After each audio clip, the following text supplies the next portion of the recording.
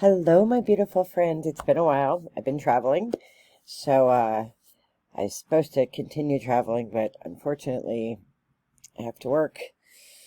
And, we have a big project going on at work, and I have to be present for it, and I have to present at it. So, I am very disappointed that plans that I had made to meet with my witchy sisters, my spirit sisters, I'm not going to be able to go. And that sucks. But trying to focus on being grateful and focus on gratitude, and I'm going to talk to you about a little place called Deal Island, and I'm going to put a picture here so that you can see what it is. Now, as you know, if you've been following the playbook, I am a mountain girl. I just got done camping in the mountains this weekend. It's glorious. I love the woods. I love the trees. I love the chipmunks. I love turtles. I love deer. I love all the things in the forest. I like hiking. I like kayaking in lakes. And I pretty much, I'm a forest girl, I'm a mountain girl.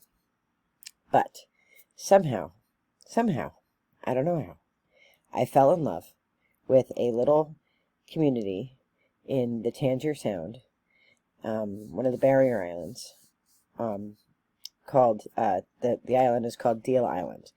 Dave's uncle has a property there that he inherited from his father-in-law. So his father-in-law, Mr. Haley, John Haley, was born on Holland's Island. Now, Holland's Island, if you look it up on a map, doesn't exist anymore because the sea water is rising and the entire island is underwater now. And it's a heartbreaking story. There was a man named Steve White who tried to save it. Couldn't, this one man, tried to save it. He was a retired minister. He had seen a grave of a little girl. It said "Forget-me-not" on it, and he tried to save the island, tried to get the government to help him, but, they weren't going to pour money into something they couldn't see surviving, and so he, put his own sandbags out, and it's wretched to watch. Eventually, he and his son went out, and I think, part of the roof or, the chimney stack or something was sticking out, and they finally went out in the early, 2010s and finally lit the remaining part on fire, and the island is underwater now. So I think it's about 4 feet underwater now. So how did I fall in love with this place? Well, how did I even get there, right? Because I didn't grow up, I had family in Silver Spring, Maryland. Didn't know anybody on the Eastern Shore, the lower Eastern Shore, the southern Eastern Shore. Deal Island is situated about an hour from Assateague, where the ponies are, about an hour from Chincoteague, which is in Virginia. So how did I even get there? Well, here's how I got there. So my husband's uncle inherited the property from Mr. and Mrs. Haley. Their daughter, Susan, was married to Lee. And they bought the property so that they would have a place to go with my cousins, Tommy, John, and Haley, when they were little. So they'd all have a family place to go. And so, when Mr. and Mrs. Haley passed away, it passed to Susan.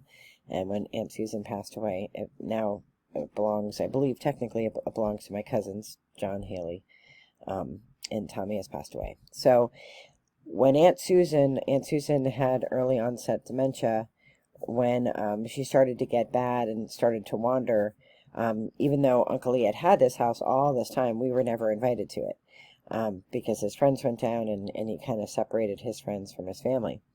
So when Aunt Susan started to get sick, he asked if my husband and I, if David and I would go down so that I could keep an eye on Aunt Susan and Dave could help him do some of the chores around the property, things like cutting the grass and cleaning off the boat and taking the boat and, just doing the things that you have to do. And it's a true fishing cabin. It's it smells like old men in desperation and mold. It smells like a lot of mold. So, but it's a beautiful property and it's right on the sound. You fish right off the property and there's a little beach right by. You can walk down, you can swim around and I've done a lot of swimming. I've been stung by jellyfish. But anyway, so I went down primarily to take care of Aunt Susan, to keep her occupied so that she wouldn't wander off. And I loved Aunt Susan. I mean, I truly miss her because my father's brothers and sisters were so much older than him because he was a late life baby. So I didn't really have a true aunt an uncle on, like, I had aunts and uncles. They were great and I love them, but they were a lot older. So I didn't really have, the kind of relationship I hope I have with my own nieces and nephews. I didn't have that kind of relationship with my aunt and uncle, my dad's side. My mom's brother, we were close to, but, we were very much a working family, so there wasn't really time to hang out with aunts and uncles, and they didn't do that sort of thing, right? So Lee and Susan, although they were my aunt and uncle, my in-law, they, they were really, Aunt Susan was really like an aunt to me. So I would go down and I would make up playlists on Spotify of all her favorite songs, Jimmy Buffett, the Eagles, and we would color. And she really wouldn't eat for anybody, but for whatever reason, she would eat for me. And I could get her in a shower, like, Uncle Lee had a hard time getting her into the shower. So for whatever reason, Aunt Susan would do those things with me. So we spent a lot of time, and then when she would take a nap, I would go exploring. And I just fell in love with this 3-mile island in the middle of the Chesapeake. I fell in love with the story of it. It's got this incredible story. So I think I've told this story before on this channel, but if I have, get to hear it again. So originally, Deal Island was called Devil's Island. And during the Revolutionary War, the English hired Navy captains to come and plunder the ships of the colonists. So they weren't called pirates because they were hired by the English, and of course that land was owned by the English at the time.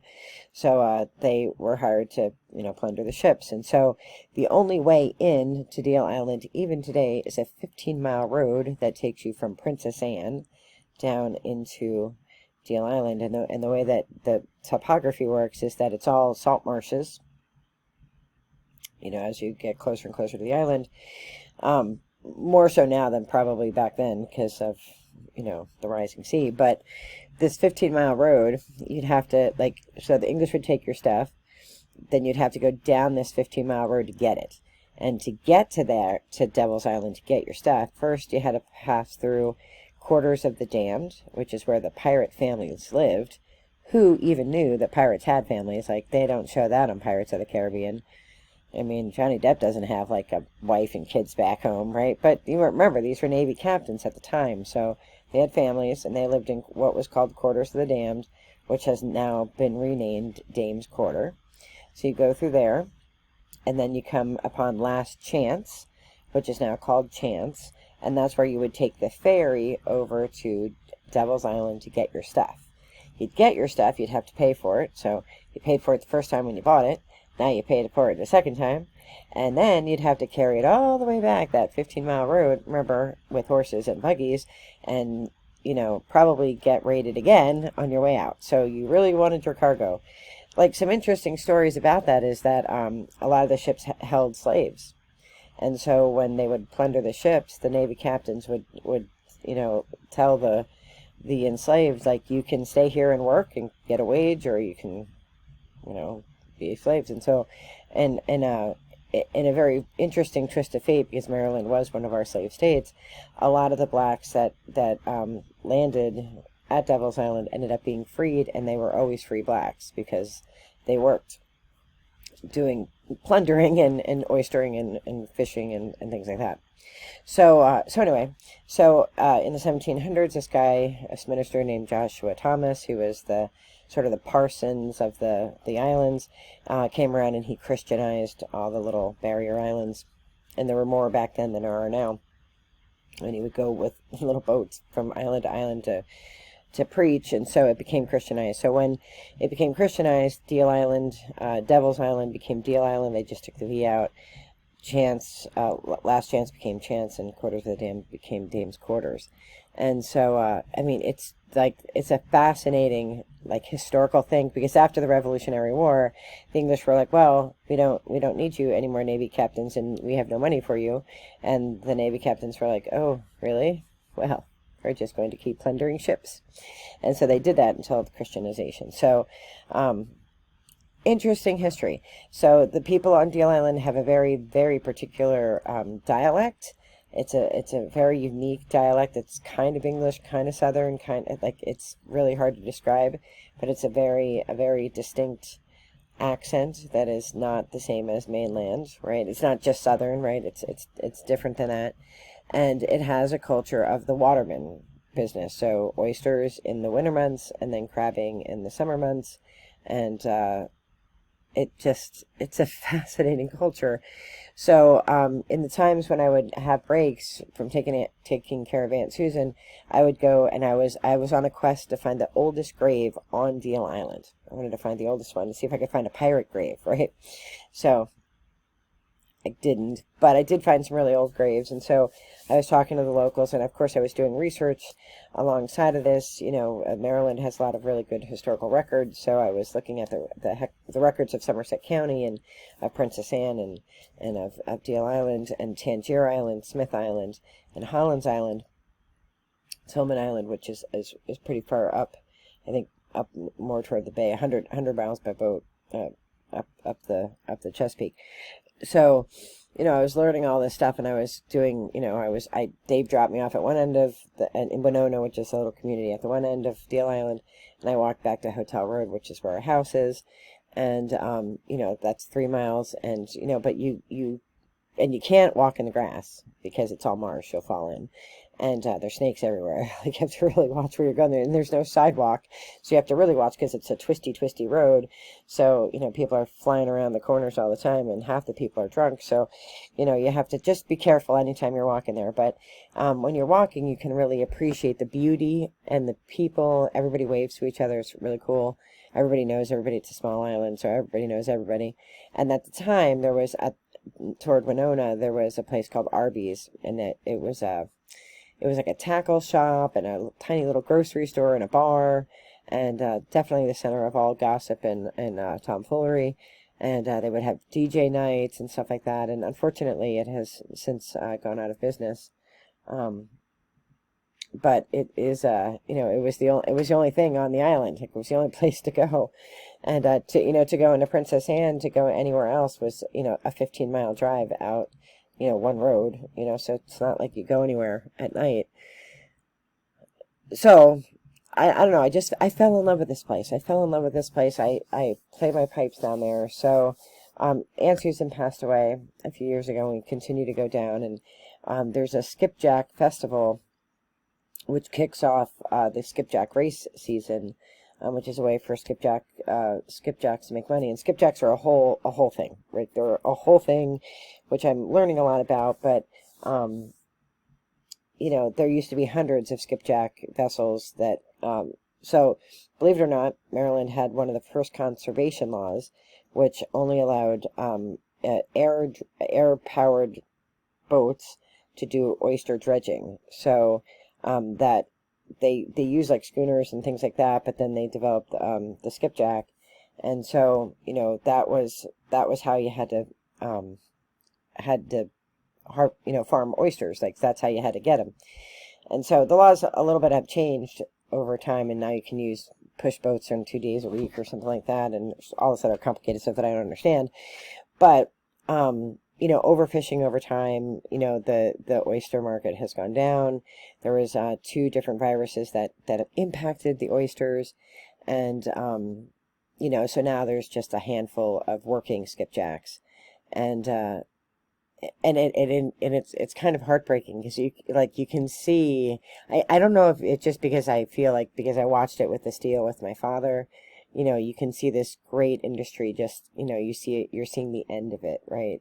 I don't know what the future holds for oyster farming or oyster fishing, but, what used to be hundreds of fleets of these boats that would go out and do oystering, because of overfishing, because of these diseases, now it's it's a dying trade. But these people are so resilient, the watermen, and that applies to men and women, that's what they're called, watermen, who do the oystering in the winter, and then they do the crabbing during the summer. Like, it's backbreaking work. Like, it really is backbreaking work. But when you talk to them, like, they love it. It's like, it's in their blood. It's generations passed down. And it's like a beautiful culture. And so on Deal Island, they have like 2 different kinds of people, right? They have people who've been oystering in, generations, and, they go to church, and they're God-fearing people, and salt of the earth people. You go over to Smith Island, Tangier, just salt of the earth people, and just amazing, very religious, very Christian. And then there's like a growing group of I don't want to say younger people because it doesn't necessarily apply, but who have gone out, gone to Baltimore, moved away, maybe have come back, but drink a lot, dance, party, stuff like that. So you have these two, sort of different groups that and drugs, unfortunately, like everywhere else, has infiltrated Deal Island, and I don't know about Smith and Tangier. Smith and Tangier you have to get to by boat, and Deal Island has a bridge, so you get there by bridge. So it's just interesting to watch the culture, and as an outsider looking in, I think I get to see a bigger picture because I'm not necessarily rooted. It's not my family, it's not my background, but I just feel so much for these people, and spiritually I feel for them, and I can see on the horizon, like Holland's Island, once it started to go, it went pretty fast. And Tangier, which is one of the bigger crabbing islands, like you can see it going, and you can see when it floods, like you can see that they're losing land every year, and within 50 years, if we don't do something is going, that's not going to be there anymore. It's going to go the way of Holland's. And so I don't know why I wanted to tell you all about this, but I was sitting there in a journal, and I was down for Labor Day and played my pipes at the captain's dinner, and then over at the Skipjack Museum, and then for the blessing of the fleet. I'll be back down again at the end of October to play for the Skipjack Heritage Day. And it's funny because I'm a mountain girl.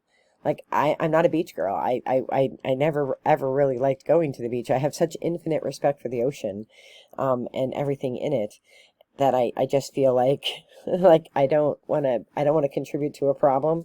And I love swimming, but I'm always unsure in beach waters. I don't like the culture of like the Jersey Shore. I'm not a beach person. Like I'm not a beach person. I'm a mountain girl. Right?